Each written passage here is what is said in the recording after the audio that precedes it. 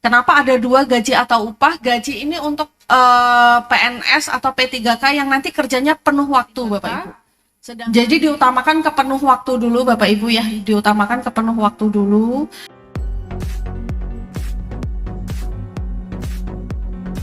Next. Jadi kalau mengingat pasal 68 Bapak Ibu ya, ini memang amanatnya 6 bulan tadi sudah kami sampaikan. Ini ada 23 substansi yang harus diturunkan di dalam PP-nya. Jadi ada 23 substansi. Nah, 23 substansi ini banyak yang ada duplikasinya sehingga bisa kami rincikan substansinya seperti next. Seperti ini Bapak Ibu. Jadi inilah nanti yang akan diatur di PP Manajemen ASN. Cukup banyak. Sekarang kita bicara ke masing-masing substansinya Bapak Ibu. Terkait dengan penguatan budaya kerja dan citra institusi, apa sih yang diatur di undang-undang dan PP ini nantinya? Jadi tadi sudah kami sebutkan bahwa nilai dasar di undang-undang ini akan berlaku di semua tempat dimanapun instansinya sama. Nah, ASN yang melanggar kode etik dan kode perilaku ini akan ditetapkan sanksi etiknya di dalam majelis kode etik dan kode perilaku. Jadi masih ada majelis kode etik dan kode perilaku masih ada di instansi pemerintah. Nah, selanjutnya adalah perluasan ruang lingkup dan mekanisme bekerja P3K. Jadi kalau Bapak Ibu dulu ketika menyusun Undang-Undang 20 ramai mendengar istilah P3K paruh waktu. Jadi inilah yang sebenarnya dikembangkan dari konsep P3K. Tujuannya memang untuk menyelesaikan tenaga non-ASN Bapak Ibu ya, karena masalahnya adalah tidak ada anggaran, tapi honorer itu tidak boleh turun penghasilannya. Ya, salah satunya cara adalah mengurangi jam kerjanya. Akhirnya kita namakan P3K paruh waktu. Jadi yang paling berbeda adalah jam kerjanya dikurangi. Karena jam kerjanya dikurangi, otomatis gajinya tidak salary range-nya atau rentang gajinya tidak sama dengan kita yang jam kerjanya adalah 8 jam kerja. Nah, selanjutnya adalah P3K sekarang bisa duduk di jabatan pelaksana. Ini salah satunya untuk mengakomodir non-ASN, karena non-ASN kalau diangkat ke pelaksana, kalau tidak dibuka ruangnya dalam bentuk P3K akan terkunci. Jadi sekarang P3K sudah bisa menduduki jabatan pelaksana. Nah, terkait dengan pengaturan NIP untuk PNS dan P3K dalam platform digital, ini digunakan nanti Bapak Ibu ya. Jadi kita punya satu NIP PNS dan P3K itu dalam platform digital. Kita sudah tidak bisa lagi, PPK sudah tidak bisa lagi mengangkat honorer. Jadi diutamakan ke penuh waktu dulu Bapak Ibu ya, diutamakan ke penuh waktu dulu. Ketika instansi punya anggaran, punya kebutuhan, diutamakan ke penuh waktu, baru ketika tidak bisa kita buka skema P3K paruh waktu. Jabatan manajerial dan jabatan non-manajerial. Jadi untuk jabatan fungsional nanti kita akan bikin rumpun Bapak Ibu ya. Jadi pegawai atau jabatan fungsional yang ada di dalam satu rumpun lebih mudah untuk pindah jabatan. Nah, sedangkan untuk jabatan pelaksana ini nanti akan diklasifikasikan dalam klerek, teknisi, dan operator. Jadi pelaksana yang direkrut melalui pengadaan 2024 sudah menggunakan nomenklatur baru berdasarkan Kepmen 11 dan itu harus diusulkan. Sekarang kita bicara hak dan kewajiban Bapak Ibu ya. Hak dan kewajiban sendiri sudah diatur di undang-undang Bapak Ibu ya. Haknya berupa penghargaan dan pengakuan. Ini ada 7 bentuknya penghargaan dan pengakuan, mulai dari penghasilan, gaji atau upah. Kenapa ada 2 gaji atau upah? Gaji ini untuk PNS atau P3K yang nanti kerjanya penuh waktu Bapak Ibu. Sedangkan upah ini digunakan untuk P3K yang kerjanya paruh waktu. Jadi namanya sudah dibedakan, otomatis nanti secara rentang pun akan berbeda, rentang gajinya. Yang kedua adalah penghargaan yang bersifat motivasi. Kalau di daerah mungkin namanya TPP, kalau di kami namanya tunjangan kinerja. Tunjangan kinerja, kalau di kami belum dikaitkan dengan apa predikat kinerjanya Bapak Ibu ya. Jadi masih basisnya adalah absensi harian. Belum dikaitkan sepenuhnya dengan kinerja.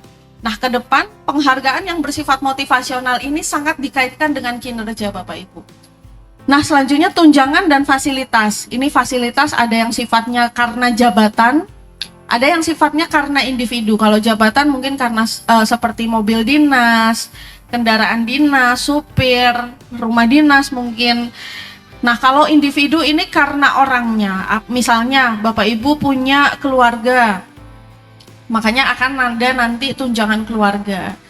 Nah, untuk Jamsos Bapak Ibu ini sedikit perubahan juga di undang-undang yang baru. Sekarang P3K bisa mendapatkan pensiun.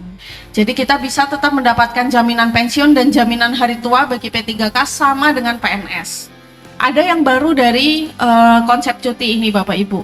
Untuk cuti tahunan, ketika Bapak Ibu mengambil cuti tahunan, kami mengusulkan ke Kementerian Keuangan supaya bisa diberikan tunjangan cuti seperti yang ada di BUMN. Nah, semoga ini bisa didukung Kementerian Keuangan ya Bapak Ibu ya. Semoga kita bisa sama-sama merasakan tunjangan cuti. Tapi tunjangan cuti yang kami atur ini nanti nggak sembarang cuti. Misalnya Bapak Ibu sehari ngambil cuti langsung dapat tunjangan cuti, enggak. Jadi minimal 5 hari. Jadi minimal 5 hari karena konsepnya refreshing untuk pegawai, makanya diberikan tunjangan cuti. Tapi ada satu lagi Bapak Ibu, cuti yang berbeda namanya. Kalau mungkin Bapak Ibu perhatikan cutinya, ya betul Ibu, kelahiran anak. Kalau dulu namanya cuti melahirkan karena hanya untuk perempuan, sekarang namanya diganti cuti kelahiran anak karena bapak boleh. Jadi untuk mendampingi istri melahirkan, sekarang para bapak-bapak ini bisa diberikan cuti kelahiran anak. Nah, untuk ibu ini juga ada yang menarik. Karena Undang-Undang Kesehatan Ibu dan Anak sudah menganjurkan cuti untuk pegawai melahirkan itu 6 bulan. Penetapan kebutuhan tadi sudah kami jelaskan, jadi kami nanti hanya menetapkan misalnya instansi ini formasinya naik atau turun atau tetap. Nah, pengadaan CASN ini nanti kita mengenal fleksibel waktu dan fleksibel metode. Kalau sekarang pengadaan itu 1 kali 1 tahun dan itu dilaksanakan serentak. Akhirnya ketika instansi butuh misalnya di November karena ada orang yang pensiun di November atau ada orang yang resign di November, tidak bisa langsung diisi karena pengadaannya harus menunggu tahun depan.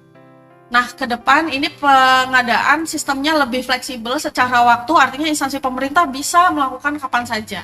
Ini pengadaan ada 2 jenisnya. Kalau untuk targetnya adalah PNS dan P3K. PNS ini untuk jabatan pelaksana dan jabatan fungsional. Untuk jabatan manajerial nggak bisa, kita merekrut PNS Bapak Ibu ya. Nah, untuk pengadaan PPK, P3K ini jabatan pimpinan tinggi tertentu di instansi pusat tertentu. Selanjutnya untuk pelaksana dan fungsional. Nah, pemberhentian Bapak Ibu ya. Sekarang kita tidak lagi mengenal istilah pemberhentian sendiri tidak dengan hormat, kita sudah tidak ada. Jadi pemberhentian itu hanya ada 2 Bapak Ibu ya. Next.